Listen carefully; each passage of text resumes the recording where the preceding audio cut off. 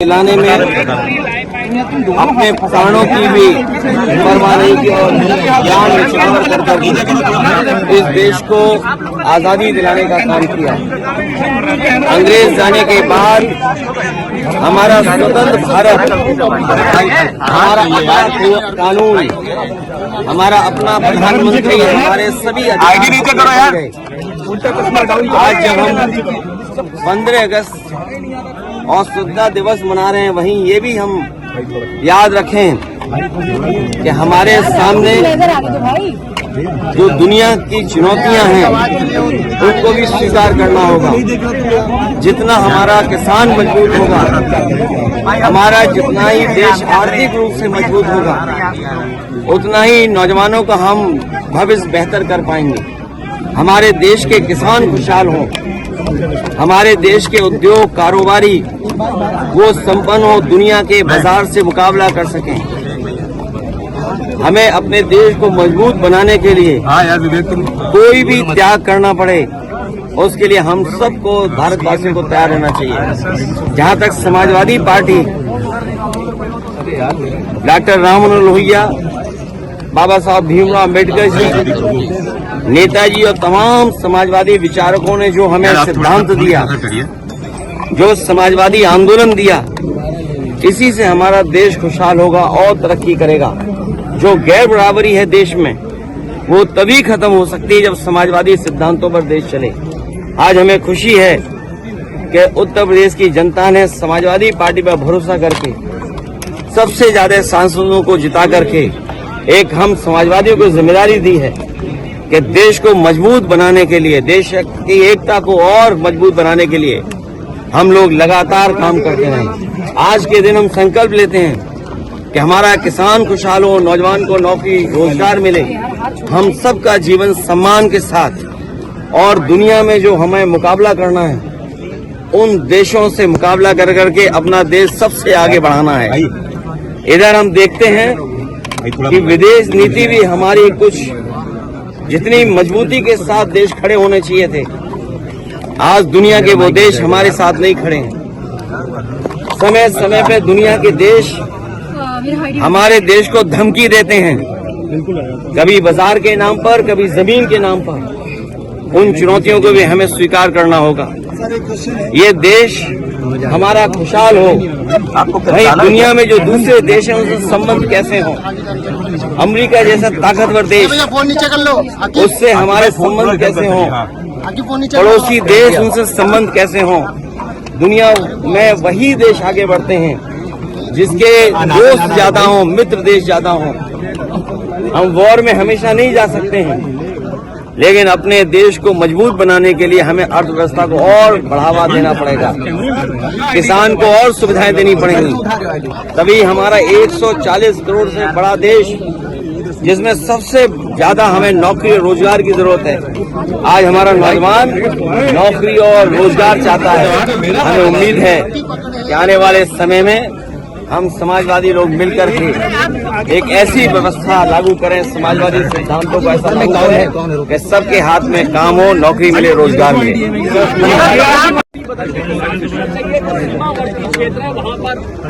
ये प्रधानमंत्री ने, मैं आज के दिन ये अपील करना चाहता हूँ, भारतीय जनता पार्टी के लोग 15 अगस्त को झूठ न बोलें। कम से कम राष्ट्रीय, जिस दिन पूरा देश 15 अगस्त खुशी के साथ मना रहा है, उस समय कोई भी राजनीति नहीं होनी चाहिए। हमारी सीमाएं सुरक्षित हों, हमारी फौज मजबूत हो, अग्निवीर जैसी व्यवस्था खत्म हो, और हम उन लोगों को भी देखते हैं जो मुंह से तो स्वदेशी हैं लेकिन मन से विदेशी हैं। अगर मन से विदेशी होंगे तो हमारा कारोबार कैसे बढ़ेगा। आज अमेरिका जैसा देश टैरिफ लगा करके हमारे तमाम उद्योगपतियों को संकट में खड़ा कर रहा है। भदोई जैसा जिला जो हजारों करोड़ का कारोबार करता था, आज उसका कारोबार कहाँ करे दे रहे हो भाई, रुक गया है।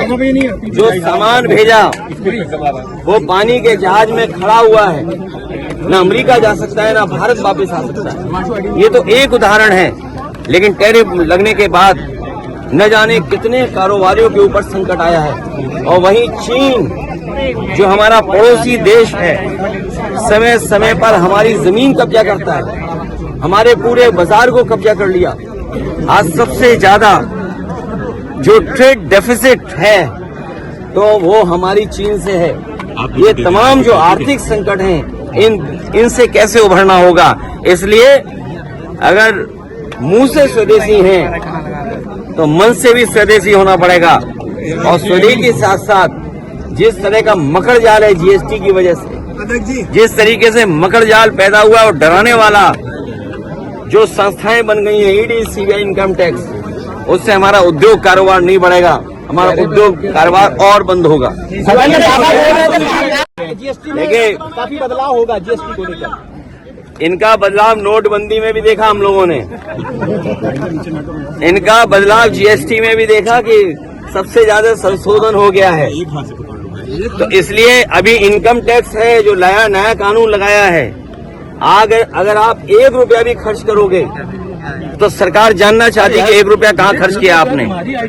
ये इनकम टैक्स आपकी आजादी को रोकने वाला है, आप पे पाबंदी लगाने वाला इनकम टैक्स है। और हमें खुशी है इस बात की कि सुप्रीम कोर्ट ने कम से कम लोकतंत्र को बचाने का काम किया। जो एक एसआईआर हो रही थी, और भारतीय जनता पार्टी को ये हुनर है कि वोट कैसे काटना है, वोट कैसे किसी का उड़ा देना है।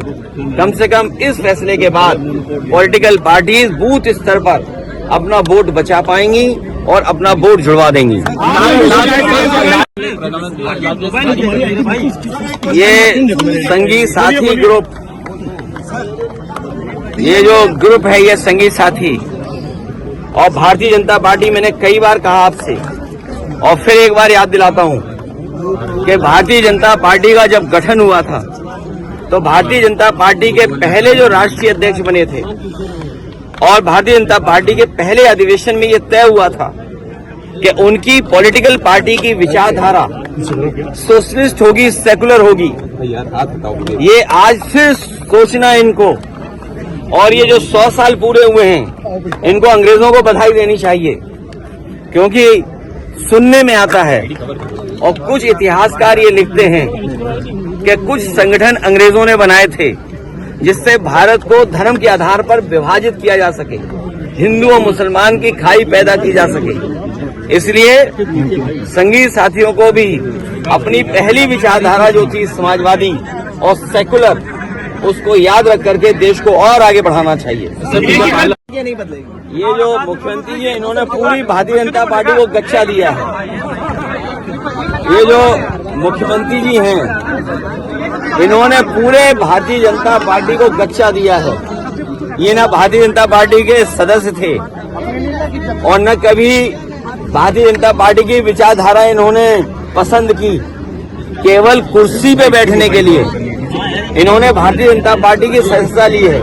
सच्चाई में अगर किसी ने गच्चा दिया है तो इन्हीं मुख्यमंत्री ने पूरे भारतीय जनता पार्टी को गच्चा दे दिया।